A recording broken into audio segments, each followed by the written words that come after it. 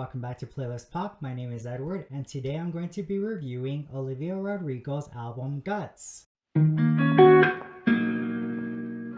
So Guts is Olivia Rodrigo's second studio album and the follow-up to Sour, and the reason why Olivia decided to name her album Guts, which she revealed in an interview with Brew on the Radio, saying she actually had the title in mind since finishing Sour. She really liked the word and thought it looked cool on paper, and she loved how many contexts you can use guts in, such as bravery, intuition, like trusting your gut, and etc. When she was creating the album the first few months in the beginning, it was daunting to her because of how successful Sour was, but after a while of just continuing the process and shifting her mindset to just make music she would enjoy and like to hear on radio, it's what helped her turn all that around. And she has described this album as very playful and kind of tongue-in-cheek. So my favorite songs on Guts, Vampire definitely. So I'll be honest, when I first heard this song I did not like it. For some reason the bridge always stood out to me. There was just something about me always coming back to the bridge. When I started hearing it recently, it just started to connect with me so much more and it became my favorite. So I guess I just need more time with it. Next one is Lazy, which Billboard actually ranked this song as the worst song off the album, and I saw that before I actually heard this album. So not that I was worried, because I don't really look at all these websites or whatever of like, oh,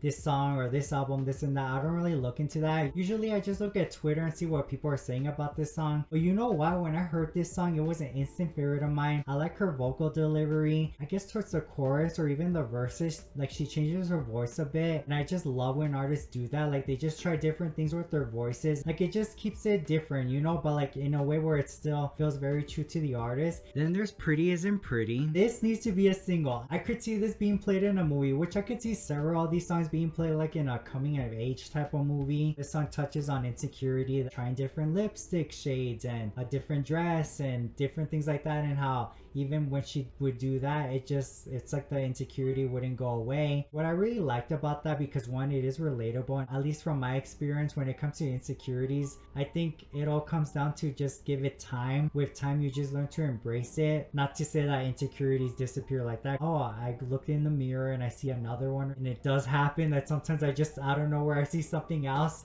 Now I'm like, oh, I don't like that. But I thought it was a great song. I love the production. I love her vocals on here. Then there's All American Bitch. So the thing with this song, it really surprised me, because when it started, I thought it was gonna be a ballad. But then, you know, you get to the chorus and it's like drums and guitar and everything, and also the yelling, the scream. Is it the yelling or the screaming that she does towards, like, I guess the middle of the song? That kind of took me by surprise. Just from hearing that, you can tell that she had a lot of fun recording this. I think this might be the next single, because she has spoken about this being her favorite song. I think she even released a live performance of her singing this song, right? I think that's a sign that this could be a single in the future. So the songs that are growers for me is Bad Idea, Seeing Him Tonight. It's a bad idea, right? Like that plays in my head so much since the first time I heard it. I think that would be a favorite of mine. I think I just need more time with it. Love is Embarrassing and Ballad of a Homeschool Girl. I do enjoy them, but it's not enough for me to be like, oh, I'm gonna replay them. And I also noticed, even based on Sour, I always go back more to her upbeat songs. So that's why I think, you know, just give me some more time with this album, and I think those songs could be favorites of mine as well. Teenage Dream. Teenage Dream is actually the first song she wrote for this album. So when I saw this, I thought she was gonna sample Katy Perry's Teenage Dream song. When I think of Teenage Dream, I think Katy Perry, right? I know it's its own song. She even spoke about it in an interview, that it's kind of like a question mark and just wondering what's gonna happen next. So what I found interesting about this song is these specific lyrics. I'm sorry I couldn't always be your teenage dream. I wonder if this had to do with her, like people maybe in the future saying, oh, I miss the old Olivia. Now her music doesn't hit like that anymore. And I wonder if that had to do with that. Like, I can't write the same songs that I wrote as a teenager, because I'm an adult now and I'm just gonna continue growing and learning more about myself. Got your whole life ahead of you. You're only 19, but I fear that they already got all the best parts of me. So that's another thing that I feel like it goes back to, oh, I miss the old Olivia Rodrigo. Or I also think it's just her wondering and asking questions like many at that point of their life when entering adulthood. Another example of that being, will I spend the rest of my years wishing I could go back? I think it may be a grower for me, since it got me thinking a lot when the song was finished. Then there's Making the Bed. I just don't like the chorus, okay? The chorus is the only thing that makes me not want to hear this song again. It's not that I hate it. It's not that I think it's bad. I mean, if I already like the verses, I think it's already a sign that this song could be a favorite of mine. I just need more time with it. So my least favorite was Logical, Getting Back,